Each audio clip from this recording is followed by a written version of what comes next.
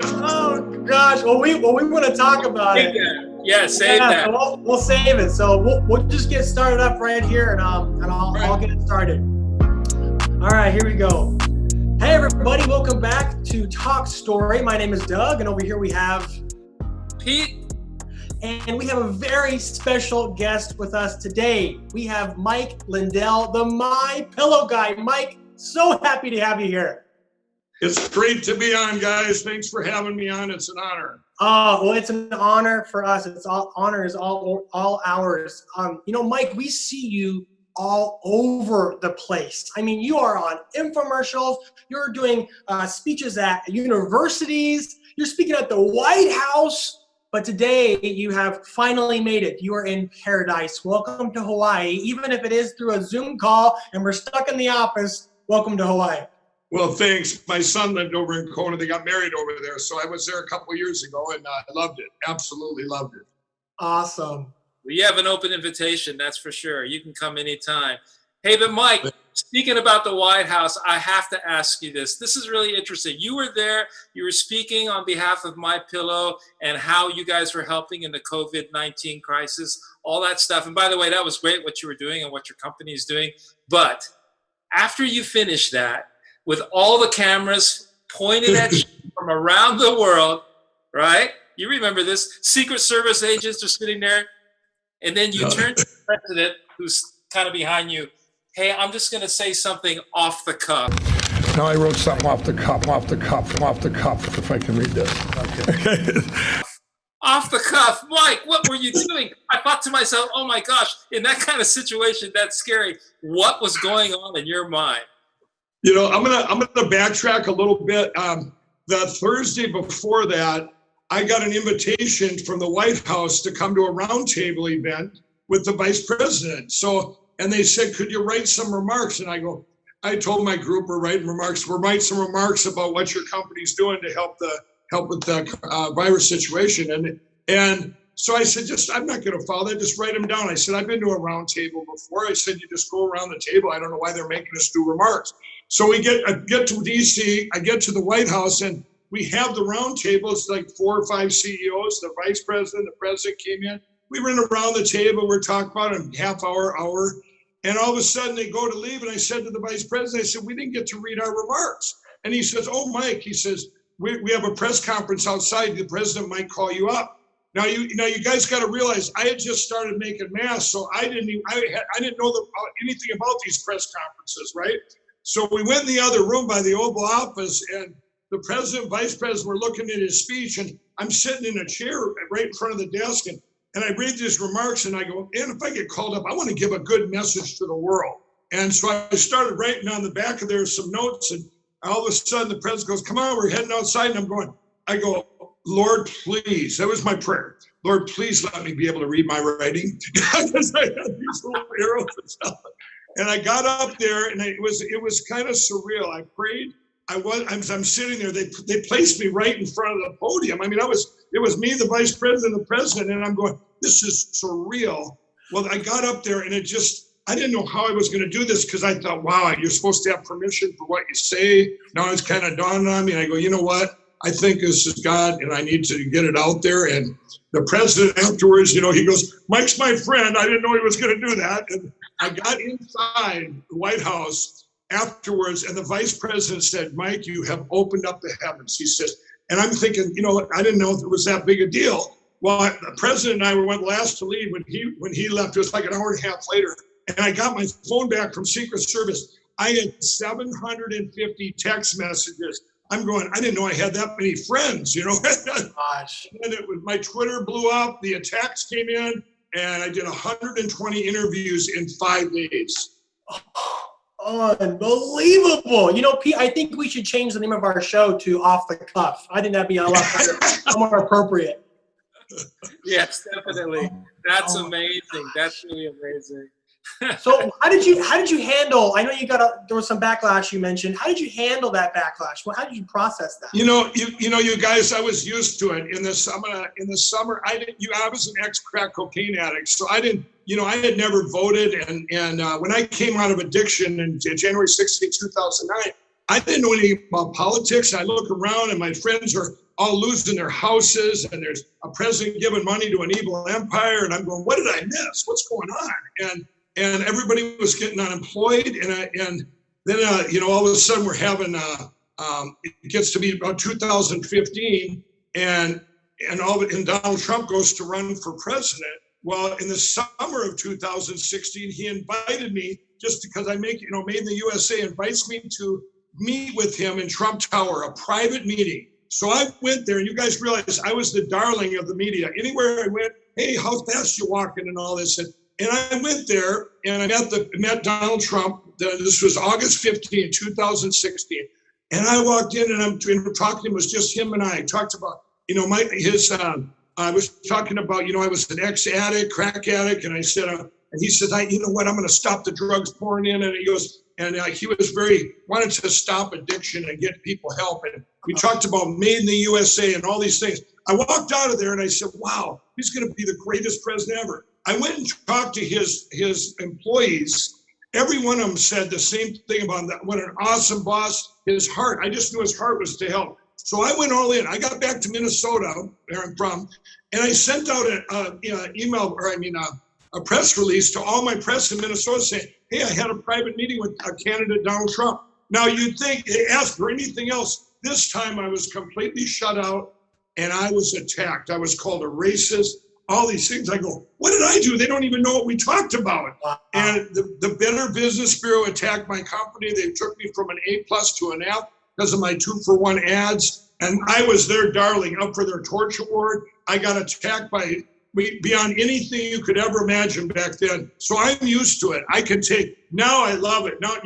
Now God's got me through it. I stood by my, what I know I was supposed to do. And anyway, they always say, what's your best day ever at MyPillow? It's always the day where God's rewarded me for standing firm on what I was supposed to do.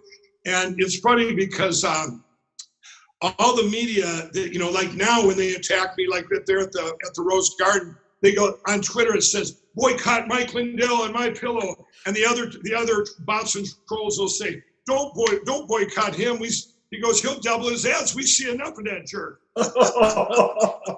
I love what you shared. I love what you shared. It was so God honoring, and man, it just floored me when I saw that. It just thank you for doing what you do, man.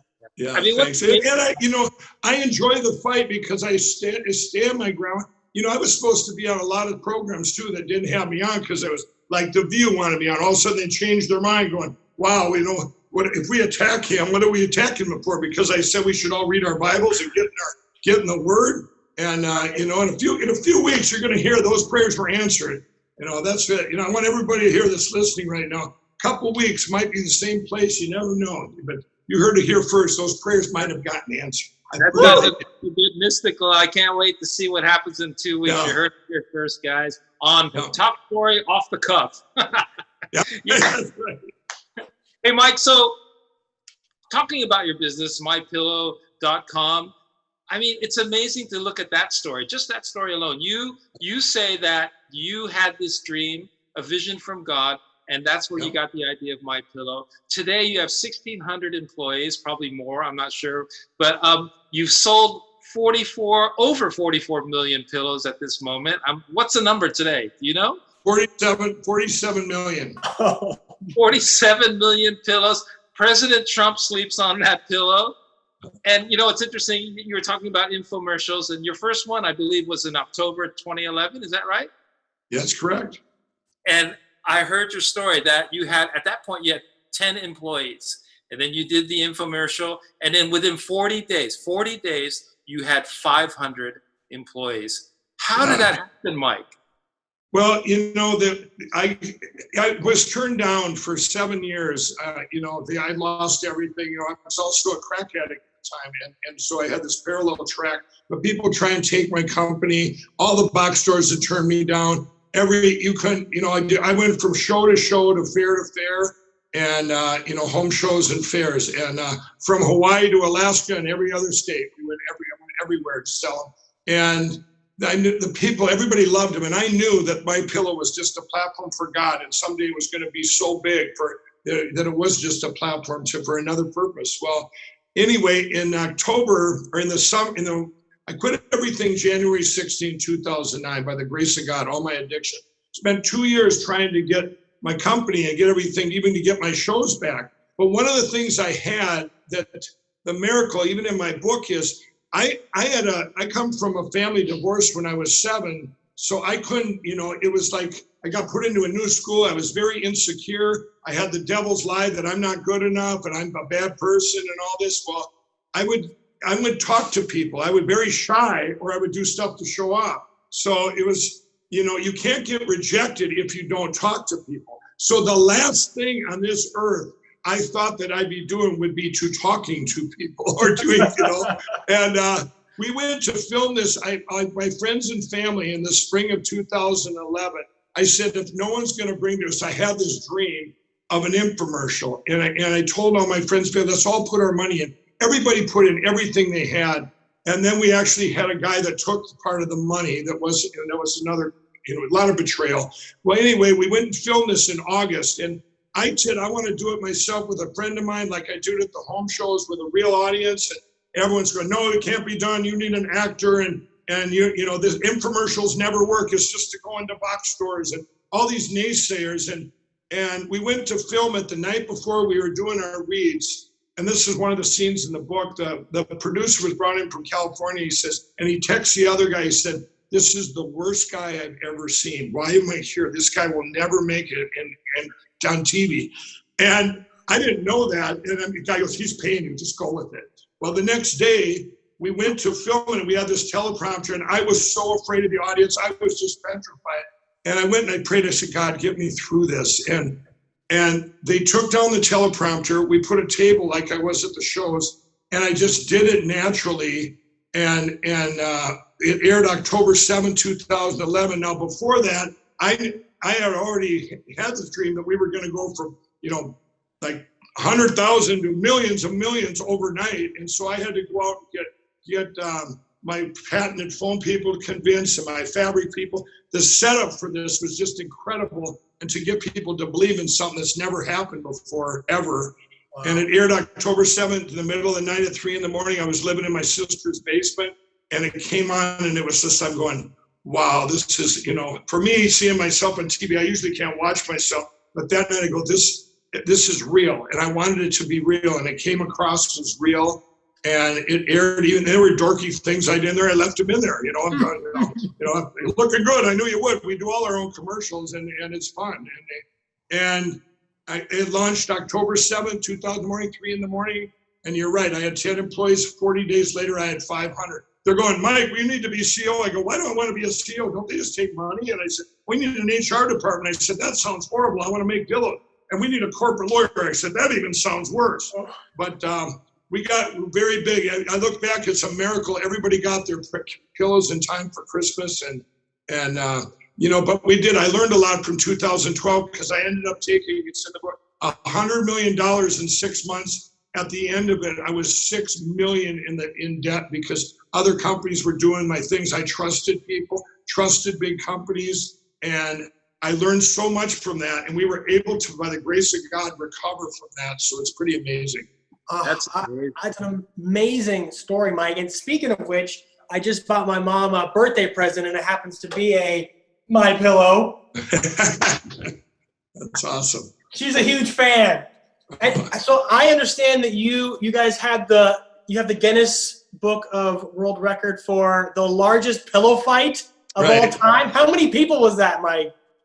Well, I don't know how much, when you do a pillow fight like that, the judges don't count. If you're not swinging for 1 minute, you're not counted. But that attended that stadium, because this comes out after I did a full surrender to Jesus on, get this, February 18, 2017. Everyone goes, well, you always wear your cross before. No, I hadn't fully surrendered. I just did. God was chasing me. But we ended up, that stadium, it was where the Super Bowl was in Minnesota, US Bank Stadium.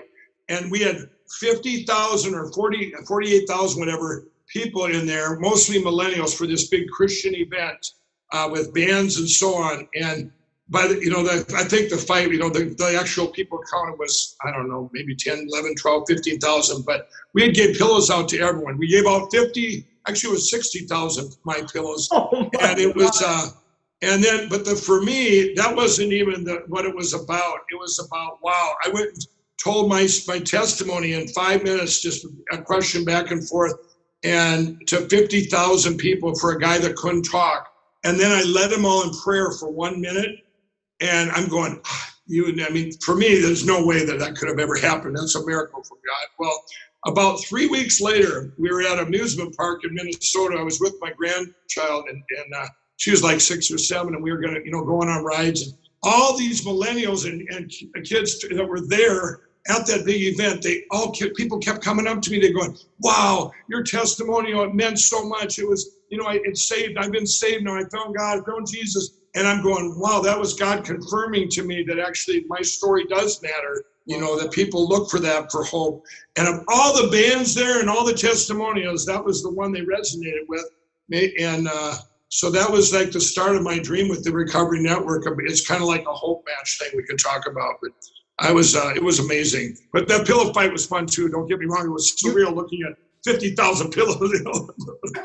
Were you a part of it? Were you in it? I watched from up above. I wasn't in it. I was worried about something that would happen. You got at that stadium that you're made to watch football, not to have pillow fights. I was going, everybody. I was down below. I actually was me and the other guy on the stage, Nick Hall. We swung a couple times with each other, but I was looking up, going, God, please let this go off just perfect. You were still praying. Yeah, nobody get hurt. I'm going, let nobody get hurt. Let nobody get hurt. And it's amazing because, like I say, with all the rules and regulations that, especially my state of Minnesota, they were able to do it. The Vikings, the stadium, they were all just amazing. And it went off by the grace of God, not one hitch. It was just perfect.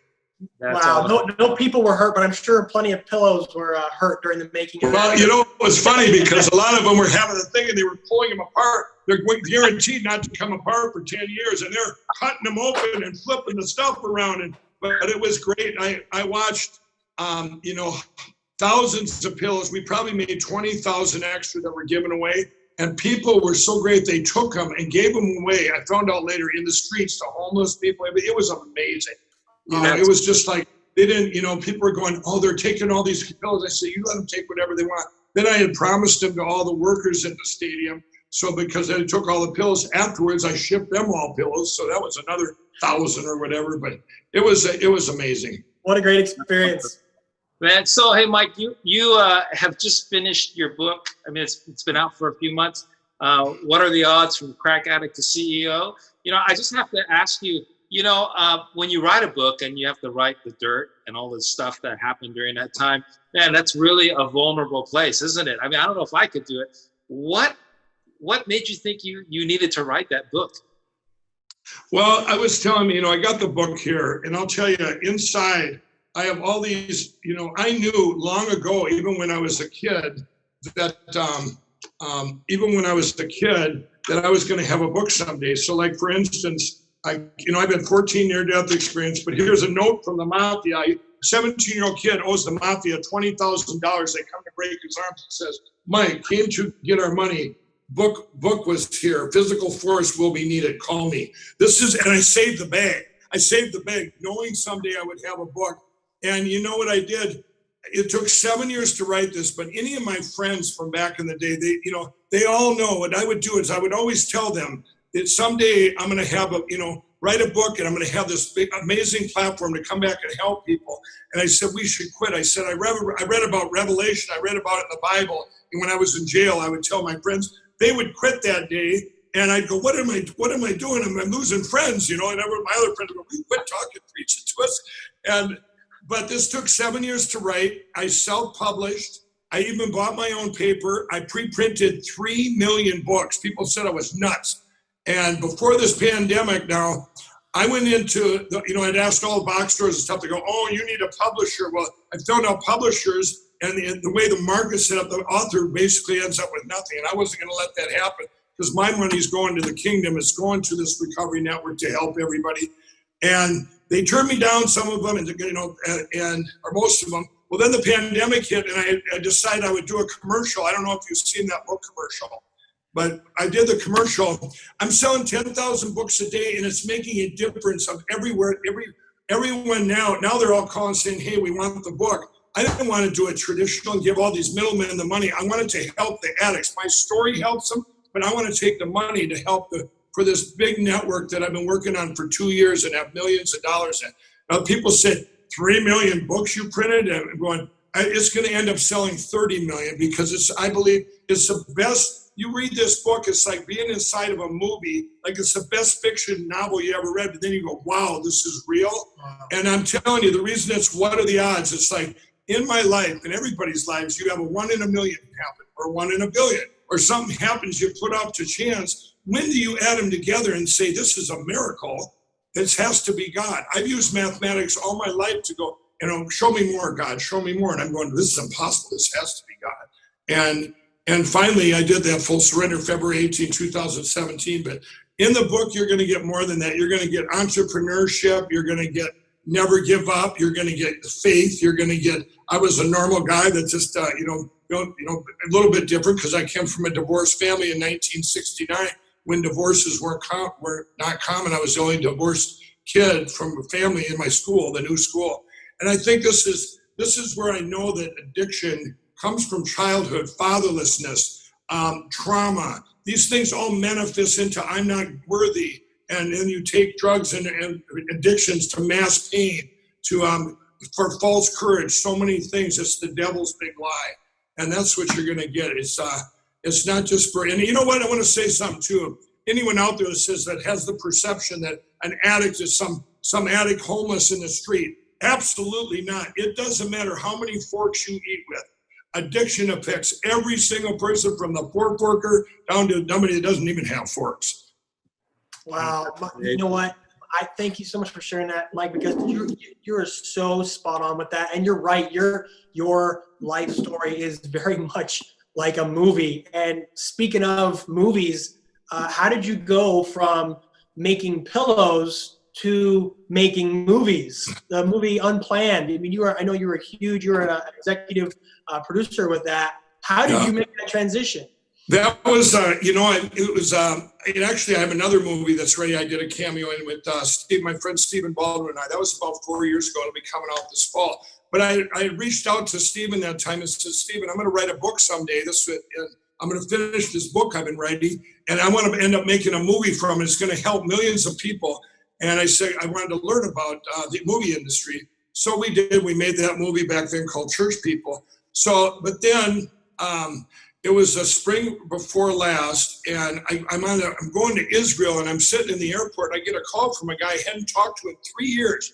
And I go, who's this? And he gets on, he goes, yeah, Mike, this is Michael Mannard. And he said, I'm here with 2 movie producers. And we prayed about it, and you're going to be in our movie. And I go, well, first of all, I didn't pray about it. Second of all, what's the movie? That I'm going to be in it. And I go, and they told me the true story of Abby Johnson. They told me the whole thing and how she worked for Planned Parenthood and turned on once she found out the horrific things going on.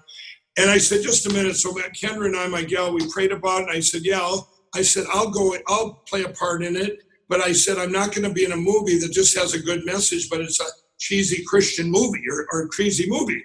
And I said, what's the budget? And is it good? I want, and they said, well, matter of fact, we're short $1 million and we needed it today. And I found out later, they also got that in prayer, but he'll give it to you. It was like 3:00 in the afternoon. And I said, right away I got from God to do it. So I wired him $1 million without even having a contract on pure faith. And I got back from Israel. We filmed it at a secret location in Oklahoma.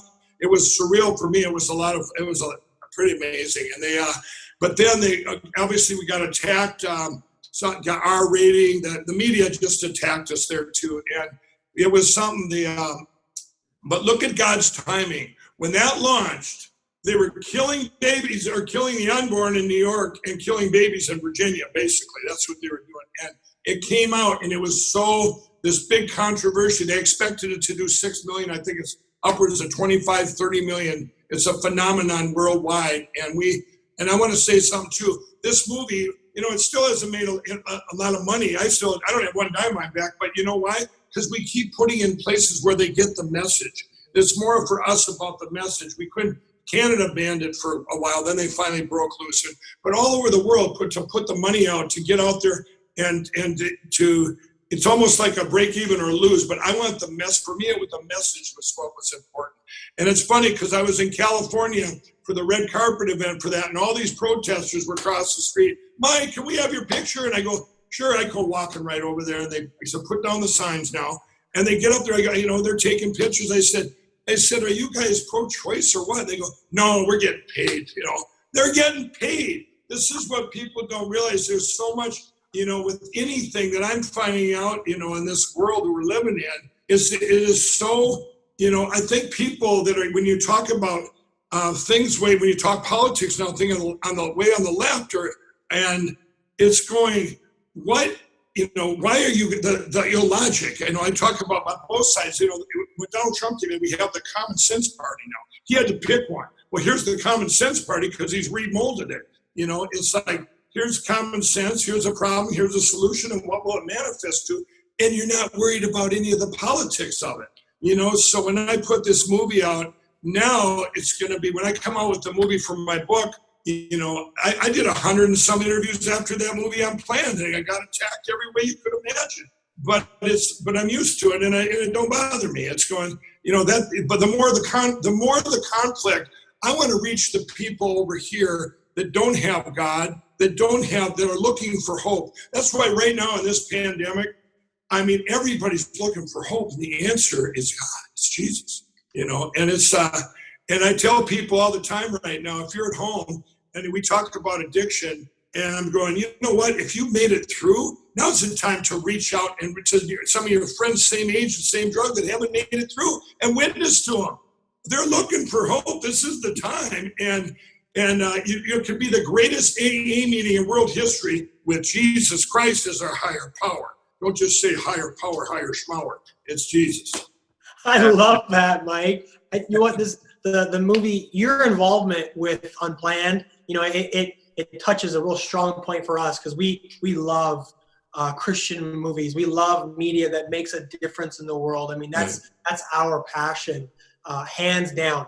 And to see a movie like that, you know, there's no other film that, like Unplanned, that touches on the topic of abortion the way that it does, so unashamedly, and it does it. You're right. I love what you said. Is it okay? The message is good, but is the movie quality good? So many, they ruined. You see, they preyed on Christian movies, and you know, companies that weren't in the industry, even Hollywood, that weren't Christians, put out these just to sell garbage to Christians, you know. And in my movies, the movies I'm going to be making, my book, I want to tell you what, when I do the movie for my book, you know, just like the book, there are no swear words in here. I was able to tell the story. This is G, maybe PG, okay? I want to get the message out there, but make this amazing movies that tell, you know, that have the content, you know what? And I want to reach the people that aren't Christians. That's who I want to reach. I don't just want to sell stuff to Christians to buy it and they can be all righteous and say, oh, I'm watching this. I'm in the streets. I've been in the streets. I want to reach the people that need Jesus. I want to also reach people that are Christians, but then, hey, you know what? You got a job to do. You need to go out and disciple too. This isn't just go to church, clear your conscience on Sunday. You know, I think we're finding this out now. You need, you know, boy, if you're sitting there living in fear, why are you living in fear when you know that you should not only fear one thing, the Lord? And so maybe you got a little work to do in getting the word yourself and get back in the word. Because I want to say something about prayer. In prayer, when you pray, when things are down and out and you're praying going, oh, you know, God, please get me out of this or whatever. And most people will reach out when things are the worst. But you know what? When you get it might not be God's will, but where's God's will? God's will is in the word. So if you get in the word, now you can be proactive in prayer, and you know those prayers are getting answered, you know. And so that's one thing that I've learned. It's so easy to be proactive in prayer now. And who's looking for hope more than everybody right now? Oh, you're speaking our language, Mike. Absolutely. I mean, how important is filmmaking in our community, in our society today? Do you think it's a really important avenue? Yeah, absolutely. There's three things what I'm learning, and because of my platform, which you're going to see if I don't go the heavy political route and run for office and stuff, but otherwise, there's three things that I'm trying to change the whole industry: film, movies, books, and music. All three of them affect everything we do. And what's happened is this is how they took God out of our society. What I said at the Oval Office, I mean at the Rose Garden. A country did turn their back on God. I mean, and they did it through culture. They did it through those three things. They control. It's not just the fake news media. It's these three things. I mean, our kids are being brainwashed, and it's funny because all the kids, I'm starting children's book, all kinds of stuff because they've seen me so much. I've been on TV now 2.9 million times. Little kids come up like a Pillsbury Doughboy or whatever. It's hey, oh man. And the teenagers, they're looking for hope. And it's not me. This is God working through me. And I want to get that message to them that, you know what? Here's where the answer is. You're looking for hope. You're lost. With my recovery network, before the pandemic, we had children dying all around us of heroin and opiate addiction. And that is so sad. Oh, let's give them Narcan to revive them every time. How about we restore their hearts and fix them on what went wrong, or and show them that Jesus is the way. Amen. That's so good. And you speak about turning away from God in culture, and you're exactly right. When I'm watching a movie and they use God's name in vain for no reason, not there ever is a reason to use it unless you're telling it it's a script of an actual event, whatever. Which even in that case I wouldn't do it. But there's no need to. But when I hear that, and I'm like, everybody around me is like, what big deal? And it's like, no, it is a big deal. And they're sneaking this garbage in to just twist our minds to think this is normal, that this is okay, and just funny to just throw this around to use God's name. You know what? You go back to movies I grew up in the 70s and 80s that I thought were the best movies ever. Every one of them is GD every single 2 minutes. And it's like, I didn't notice it back then. Right. And even now, there was a stretch then from the 90s to probably 2010 where they put that in there, but they wouldn't put other swear words in there. You couldn't say, you couldn't say this, but you could use God's name in vain. I said, I'd rather have 50 F's and blah, blah, blah than hearing God's name in vain. This is one of the 10 commandments. Hello, what's wrong with you people? And who's ever writing this, these are the ones that you don't need that. I just wrote, a book, more of epic, more of picturing scenes. You'll picture scenes in there where I'm getting my head cut off in Mexico by a cartel, all these different scenes, and you don't hear any swear words in there. I told the story and people going, wow, they can feel it. And this is what the sadness is about that. And I think if you, nowadays though, I think it's turning. I really do. Because people see those movies and going, okay, why did that, like you say, why was that put in there? It's almost like product placement. It is. It'd be like product placement. It had no relevance there. I'm sorry. If you're trying to build a character that's some foul-mouthed character, is one thing, and like you say, but they can use other words, but they just throw it in there randomly. I watched a movie the other day, and it's a PG-13 or PG, and they threw that in there for no reason. There was 3 of them in the movie, ruined the whole thing. I shut it off. Yeah, I'm with you. Yeah, I'm in the same boat. My family gets mad at me sometimes. Like, okay, guys, I'm done. I have a 3 rule. Yeah. Amen to that, yes. Awesome. Mike, I love what you're doing, your heart to reach and to help the culture. I am thinking a lot, about your book. In your book, you mentioned that you yourself as someone with a hidden, I love that phrase, a hidden addiction. And there are a lot of people, wouldn't you agree that there are a lot of people in the world today that live a life, yet they have this hidden addiction, and on the outside they look normal. And how would you describe that type of person? I don't know if I called it a hidden addiction. I called it a functioning addict. And I said, I think there's, like I said before, no matter how many forks you eat with, addiction goes from everywhere from overeating to sex and porn, which are 2 different addictions, to meth, to crack, to cocaine, alcohol. It doesn't matter. It's anything you're doing to mask pain because that either started in childhood or some event, your heart's restored, whatever, you need this restored. Whatever happened, it manifests. My theory is in childhood, when you're traumatized, or and that can be, the fatherlessness, all these different things. Motherless too, for a fact, too, even if they're there, but they're not there. So you're taking the family unit, then taking God out of the equation. These things, to me, they manifest to three things: addiction, personality disorders, which is just another way to you're splitting, you got bipolar, all these different things that your body does if you're not doing anything, or Jesus, or a combination of those three. There's very few people, and even like now, there are people that go through life like, wow, I got the white picket fence, everything's beautiful, and they don't have God, and you're going, what's up with that? I guarantee you, though, those people that are out there right now during this pandemic that are scared, or like in 2008 when everybody lost their houses, addicts are used to that. They're used to being up and down. It's the ones that go, what? You mean bad things can happen? It's like, and those are, that's why I say, when you say, if I had just put a handle on how many people are affected by addiction, I think I'd say 100%. What I mean by that, somebody they know or around, whether it's a family member or someone has some addiction, so we're all affected. It's all intertwined, and that's a high statistic. And the only way out of that, like I said before, like my recovery network I was going to do before the pandemic. I'll do it afterwards now, but during this time, everybody's looking for hope. Everybody's searching for hope right now. Most people living in fear, and the fear of the unknown. When are we going to get through there? What's it going to look like out there?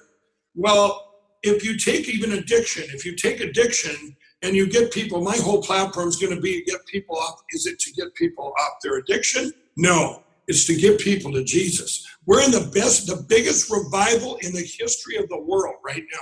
Right now. I'm with the guy right now, you guys, where I'm going to meet. I hadn't seen him since last fall. And last fall, I just met him, and we were out doing something. It was just the two of us, and I was kind of nervous talking because I still have a little bit of that. And he says, Mike, he said, he's like 80 years old. He said, our country and people have turned their back on God. He said, in order for them to ever reach out in prayer and reach out to God, it would take like something terrible like the Great Depression. And I said, no. I said, the Great Depression, I said, people had God, but they prayed for food, shelter, these things. I said, we have something better than that. We have addiction. Everybody is affected by who's looking for hope. And these are souls. These are eternity. These are looking at addicts and their families reaching out for hope. I said, I look at addiction as an opportunity for the biggest revival in history. Now comes a pandemic. Well, what a beautiful thing that who's looking for hope than everybody. And I will tell you something, you guys, in 2 weeks, less than 2 weeks, you're going to see myself and the president, and there's going to be an announcement about prayers that were prayed. And on Easter Sunday, those prayers were answered. And I'm telling you, this will change the whole world. If you didn't believe in God, you're going to go, what? No, I believe. Wow, that's so powerful, Mike. Yeah, that's great. We're excited. I mean, I'm just so blown away by everything that you're doing. And both Doug and I, this whole podcast that we do, we're all about being able to change culture through the arts, through creative stuff. That's what you're doing. We love that. It's just so powerful. And I don't know about you, Doug, but I can't wait to hear what's going to happen next, in 2 weeks. I know. Hey, you guys, I want to say something. I want to get a little political here now. I want to say something because I've been to Hawaii. I'm in my home state of Minnesota. I want to tell you about, and I'm not even going to name parties. I'm going to say regulations. Let me tell you what regulations do in bureaucracy. Just in the addiction world, in the United States, there's 30-some states where you cannot counsel an addict unless you went to school for 4 years to college, you swam the English Channel, climbed 50 trees, did 75 push-ups, all this stuff. And I'm going, are you kidding me? Now our great president is rolling back some to make things like, he goes, Mike, who would you rather have? I'll tell you who I'd rather have telling me about addiction. Somebody that's been through it, that's been there. And they've been there, and how did you make it through? That's the counsel you need. Anyone that's ever been to counseling is going, okay, you go to a secular counseling thing and you go, you've hurt your family, you've spent all your money. We know that we're addicts. Thank you very much. Now we leave here. We haven't had anything to why we're an addict in the first place. Are you kidding me? We leave there with so much shame. You're going, I feel terrible and I don't have my drug. This is the wrong thing. When they've monetized addiction Anybody out there that's an addict looking for hope, you get yourself in a faith-based treatment center, Salvation Army, Teen Challenge, Union Gospel, churches, Celebrate Recovery, all these places where the answer is there, and that answer is Jesus. And there is no other answer, period. That's so good, Mike. Yeah, for you, Mike, the one word answer is Jesus. Yep. Amen. Absolutely. I love that. Mike, you know, we, our manager here at Call It TV, he actually oversees a Celebrate Recovery here in Hawaii. Wow. And we actually, on our station, twice a day, we have stories of recovery that we air on our station as well. So I guess I'd like to ask you, you know, for the viewers that are watching this here in Hawaii and elsewhere, second home, maybe falling back into their old addictions, or their addictions are ramped up because of this time of the COVID stuff. What encouragement would you share to them, just straight to them right now? Right. Here's what I want to tell you all out there. You know, when I call them hope matches, and an addict doesn't want to hear somebody else's story of how bad they were, because the addict's thinking either I'm worse than them or I'm not as bad as them. You know, what they need is the commonality. What they need is, I want to know, if I want to reach out, if you're an addict out there, let's say you're a 20-year-old heroin addict, okay? You know, I may give you hope, but I'm a 50-year-old ex-crack addict.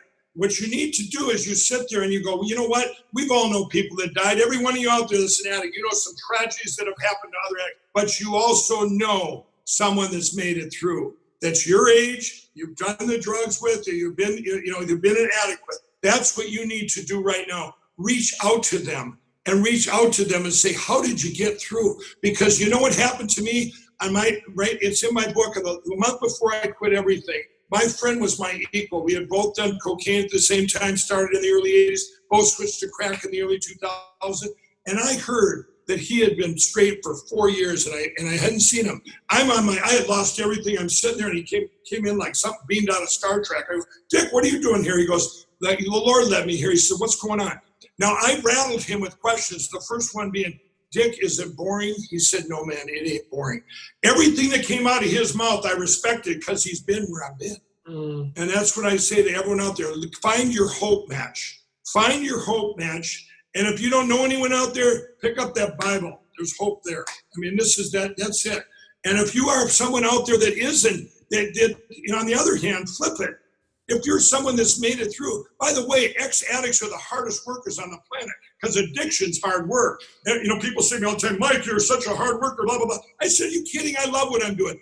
Addicts love helping other addicts pull out and get, because they want other ones to experience the joy that they have now that their hearts are restored. If you're an ex-addict out there and you've made it through, get out there and get on your phone and start calling them people and say, how are you doing during this time? Because you know why? This is the first time they're going to listen to you. If they don't listen now, they probably ain't going to listen. With all the stuff that's going on, you're their hope match. Come on. That's awesome, Mike. So powerful. Thank you so much. And congratulations on everything that you're doing. And we really appreciate you coming on and sharing your story. And Mike, before we go, you got to show us the cover. Show us the cover of your book. I don't know if everybody knows this. Yeah, this is a hologram, and this is when I was up 14 days and the drug dealers did an intervention on me, and they came upstairs. I was down in the streets of Minneapolis after 2:30. I couldn't get drugs anywhere, and the guy says, how'd that work out for you? And I said, you know what? Or he goes, you know what, Mike? You've been telling us for years that this MyPillow is a platform for God, and you're going to come back and help us all someday, and we're not going to let you die on us. I was their hope. 2 of the 3 of them are born-again Christians, work for me, and the other guys quit dealing drugs. Wow. That's amazing. The back of the book is also a hologram. This goes back to when I was a little kid, 7 years old, when my parents divorced. Tell you how important family is. And God, and it manifested in, I couldn't talk. And here's the back, speaking at Liberty University without a podium to 100,000 people and speaking out. And now I could put something else on the back when I spoke to 100 million people from the Rose Garden. If you see me there, I wasn't nervous, but I'll tell you, my voice, I had just had vocal cord surgery the week before, so I didn't have much voice. I'm going, God, give me the power to at least speak the way. So. Oh, Mike, you are making moves, and it is all for the Lord. We're excited to see what you do in the future, man. And when are you going to make it to Hawaii? Obviously, you can't do it right now, but what's your next step plan? I'm hoping within the year. I'm going to Israel in November, and when I get, we go. I told you my son, he has a lot of connections because he lived over there, and now he's back here at the mainland, and I'll get over there. I feel like I'm right there now in spirit with y'all. Yeah, you definitely are. You definitely are. We need to get you a good Hawaiian shirt. Don't forget about Aloha Fridays. You got to start this in your factory. On Fridays in Hawaii, everybody wears a Hawaiian shirt. It's called Aloha Friday, and it's just great. That'd be awesome. Yeah. Well, you like the Hawaiian shirts, and I'll add my cross. This is what you always see the cross I wear on TV a million times. It's right there. I love it. That's so Mike, it's an honor to have you on with us. Thank you so much for your time. God bless you, and God bless everything that you're doing. Yeah, thanks, and Mike, guys. God bless you all. We'll get through this. It'll be stronger, safer than ever, this world. Oh, that's so awesome. Hey, one last thing though. We want to give away a book, Mike. If it's okay with you, we want to give one of your books away to anybody who's following our podcast. Are you good with that? Yeah, absolutely. And I'm going to show you here what I'll give them. I got numbered books. We'll give them an autographed book. And for anyone else out there, if you want to get the book, go to MyPillow.com, and I'll give if you use the promo code Mike7, if you use Mike7, you get give away the book with or the $30 for, I think it was for the book, but you're going to get a $25 MyPillow gift certificate. Oh. Woo! Deal! Can I get? And the money is going towards the Recovery Network. So all the proceeds, I've got $4 million into it, but it's going to be the biggest platform ever to help millions of people. Like I say, all throughout the whole United States, Hawaii, Alaska, everywhere. It's going to be amazing. You guys are going to be one of the first ones to get it too. I promise you that. That's when I'll come over there when we get it launched. Awesome. Yeah, absolutely. So hey, listen. So for those of you who are watching, you've got to subscribe to our podcast and then put the notification bell on and share it on your Facebook or Instagram, and you'll be in for the running for this signed book. That's so awesome. Thank you so much, Mike. It's going to be great. And to find out more about Mike Lindell and all the things that he's involved with, especially his Lindell Recovery Program, go to the website that's listed on the screen. Yep, absolutely. Thanks so much, Mike. We really appreciate your time. I know you're busy. You're flying off. I don't know, for those of you who don't know this, Mike's sitting in an airport right now. He's doing that's crazy. Where I'm going now is what you're going to hear about in 2 weeks. So that's okay. You're a stud, man. Yeah. You guys reach out. I'll try and come back on because I'm sure they're going to hit me with thousands of interviews after that. Go ahead and reach out. I book it now about 3 weeks out, and then have a spot lined up. Deal. Thanks so much, Mike. God bless you, Mike. God bless. Thanks. Bye-bye. Yeah, safe travels, all right? We'll be praying for you. Thank you. Thank you. Pray for protection. That's one thing I'm going to need. Absolutely. Absolutely. All right.